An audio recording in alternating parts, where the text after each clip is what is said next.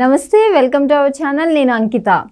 మలయాళం ఇండస్ట్రీలో హేమ కమిటీ ఎలా అయితే ఉందో ఇప్పుడు ప్రతి ఒక్క ఇండస్ట్రీలో కూడా అలాంటి ఒక కమిటీని నియమించాలని మన ఆర్జీవి గారు ఇప్పుడు ఒక ఎక్స్లో తన పోస్ట్ని అయితే పోస్ట్ చేశారు.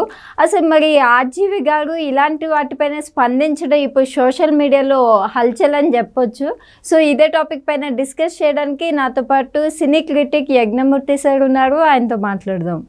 నమస్తే సార్. నమస్తే అంకిత. సార్, ఇప్పుడు మనం చూసుకున్నట్లయితే మలయాళం ఇండస్ట్రీలో కొంతవరకు డిస్టర్బ్ అయిందని చెప్పొచ్చు. అక్కడ హేమ కమిటీ అనేసి ఒకటి వచ్చింది.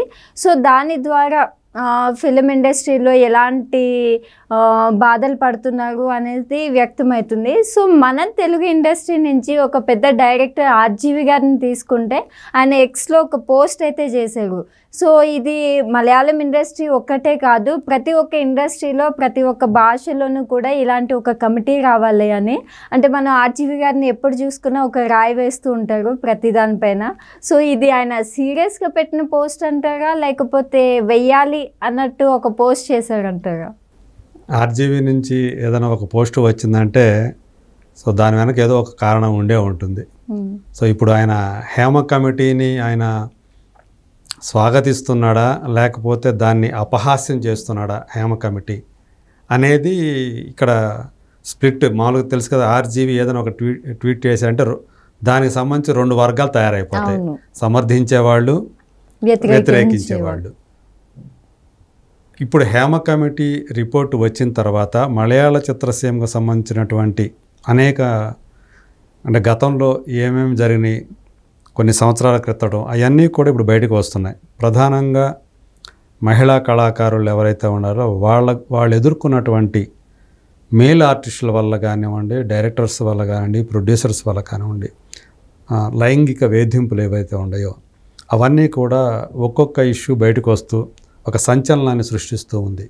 సో కొంతమంది అక్కడ ఆఫీస్ బేరర్సే, అంటే అక్కడ నటీనటుల సంఘంలో ఉండే ఆఫీస్ బేరర్సే మొత్తం కమిటీ మొత్తమే డిజాల్వ్ అయ్యే పరిస్థితి వచ్చిందంటే అది ఎంత సీరియస్నెస్గా ఉందో అక్కడ ఇష్యూ అనేది మనం అర్థం చేసుకోవాలి.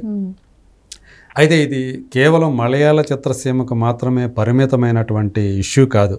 అంటే హేమ కమిటీ మలయాళ చిత్రసీమకు సంబంధించి వేసినప్పటికీ కూడా అది కేవలం అక్కడ వాళ్ళ కళాకారులు అక్కడ ఎలాంటి ఇబ్బందులు ఎదుర్కొంటున్నారో, అక్కడ వాళ్ళ స్థితిగతులు ఎలా ఉన్నాయో ఆల్మోస్ట్ అన్ని భాషా చిత్రసీమలోనూ సిమిలర్ సిచ్యువేషన్సే ఉన్నాయి ఆడవాళ్ళకి సంబంధించి అనేది ఎప్పటి నుంచి అందరూ చెప్తున్నటువంటి మాటే. ఎగ్జాక్ట్లీ.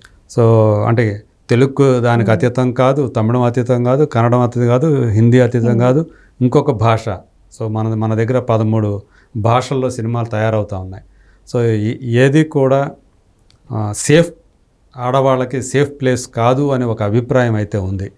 సో ఇప్పుడు ఆర్జీవి గారు ఒక రాయి వేశారు. నిజంగానే ఆయన అన్నింటిలో కెలుగుతారు కాబట్టి. సో హేమ కమిటీ లాంటిదే మిగతా చోట్ల కూడా వేయకపోతే మరి అక్కడ జరుగుతుందో లేదో మనకు ఎలా తెలుస్తుంది అని అర్థం వచ్చేటట్లు ఆయన ఒక రాయి వేశారు.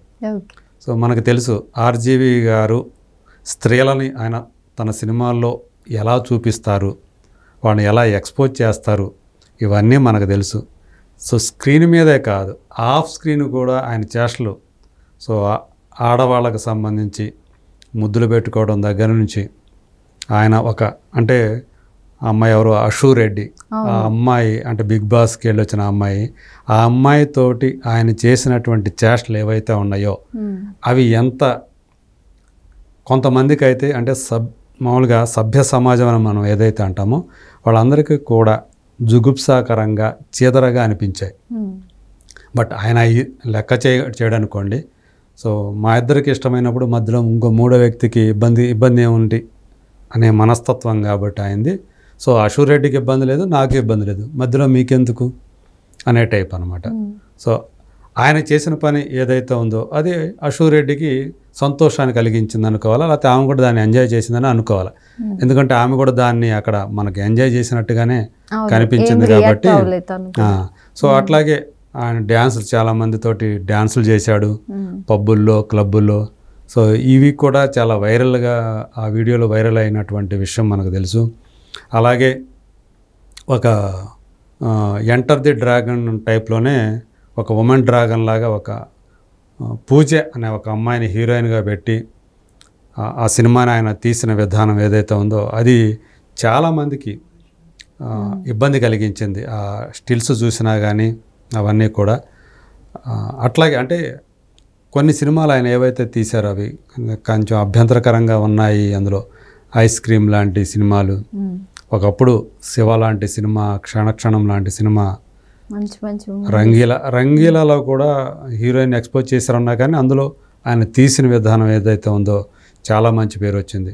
ఒక కంపెనీ తీసినా కానీ ఆయన ఒక సర్కార్ తీసినా కానీ ఇలాంటి అంటే ఎక్కువ వైడర్ రేంజ్ ఆడియన్స్ని బాగా అలరించినటువంటి సినిమాలు తీసి చాలా గొప్ప దర్శకుడిగా పేరు ప్రఖ్యాతులు సంపాదించుకుంది.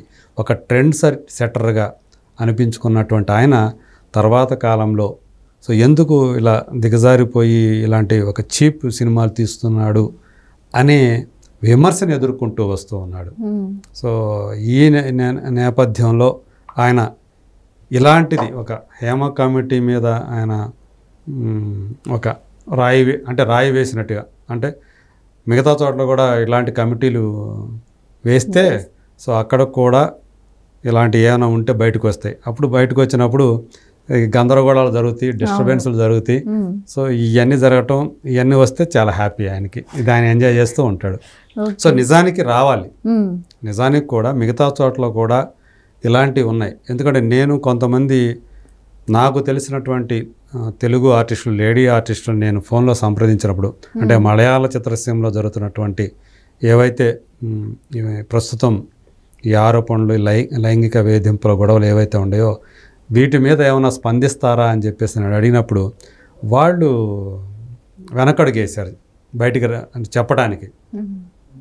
సో అయినప్పటికీ కూడా తెలుగులో కూడా ఇలాంటి ఉంది అని జయలలిత గారు లాంటి ఒక సీనియర్ నటి ఆమె తాను ఇలాంటి వాటికి కొన్ని చోట్ల లొంగిపోవాల్సి వచ్చిందని చెప్పేసి ఆమె ఓపెన్గా ఒక ఇంటర్వ్యూలో చెప్పిన విషయం ఇక్కడ మనం ప్రస్తావించుకోవాలి. సో ఖచ్చితంగా తెలుగులో కూడా ఇలాంటి కమిటీ ఒకటి వేస్తే ఖచ్చితంగా ఇక్కడ కూడా అలాంటి కథలు చాలా వస్తాయి. హిందీలో వేస్తే అక్కడ కోకలలుగా వస్తాయి. అలాగే మిగతా చోట్ల కూడా తమిళ, కన్నడ భాషల్లో కూడా సో ఇలాంటివి వచ్చినప్పుడు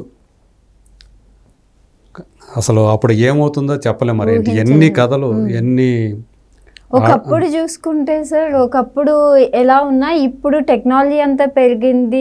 ఎవరైతే ఆడవాళ్ళని ఇలా అబ్యూస్ చేస్తున్నారో, సెక్షువల్ హెరాస్మెంట్ చేస్తున్నారో ఇలాంటి వాళ్ళకి ఎన్ని చట్టాలు తీసుకొచ్చినా కూడా ఇంకా ఎందుకు ఇలా చేస్తున్నారు అంటారు పెద్ద పెద్ద వాళ్ళు కూడా. ఇది చాలా వరకు కూడా మనకి చిత్రసీమలో అంటే ఇక్కడ మనకి ఎక్స్ప్లాయిటేషన్ అన్ని చోట్ల జరుగుతూ ఉంది. కాకపోతే ఇది గ్లామర్ ఫీల్డ్ అవటం వల్ల చాలా త్వరగా ఇక్కడి నుంచి ఎక్స్పోజ్ అవుతుంది. చాలా అంటే మనం ఎవరైనా సరే ఒకళ్ళు బాధ చెప్పుకునేటప్పుడు మీ ఇలాంటి పరిస్థితి ఎదురవుతున్నాయని మన పక్క వాళ్ళకి చెప్పుకున్నప్పుడు ఆ పక్క వాళ్ళ నుంచి అట్లా బయటకు వచ్చేస్తాయి అవి. సో సినిమా ఇండస్ట్రీకి సంబంధించి చాలా వేగంగా పాకిపోతాయి ఇవి. అలాంటి అందుగురించే ఇలాంటి లైంగిక వేధింపు సంబంధించినటువంటి ఈ కేసులు అనేవి చాలా ఎక్కువగా ఇక్కడ జరుగుతాయి అనే ఒక అభిప్రాయం బయట కూడా సర్వత్రా వ్యాపించి ఉంది.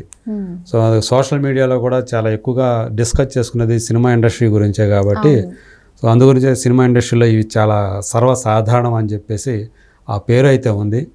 సో ఏదేమైనప్పటికీ కూడా ఇలాంటిది జరగకుండా ఇక ముందు కూడా సో మగవాళ్ళైనా సరే ఆడవాళ్ళని ఎక్స్ప్లాయిట్ చేయాలి అనే ఆ థాట్ ఏదైతే ఉందో దాని నుంచి వాళ్ళు ముందర బయటకు వచ్చేసి సో వాళ్ళు కూడా మనలాంటి వాళ్ళకి అవకాశాలు ఇద్దాం, వాళ్ళకి సౌకర్యకరమైనటువంటి అట్మాస్ఫియర్ని, క్లైమేట్ని ఇక్కడ క్రియేట్ చేద్దాం. సో ఒక మంచి యాంబియన్స్ని ఇక్కడ సృష్టిద్దాం. అందరూ కూడా స్వేచ్ఛగా హాయిగా పని చేసుకునే ఆ వాతావరణం కల్పిద్దాం అనుకుంటున్నప్పుడు సో ఇవన్నీ లేకుండా హ్యాపీగా ఉంటుంది.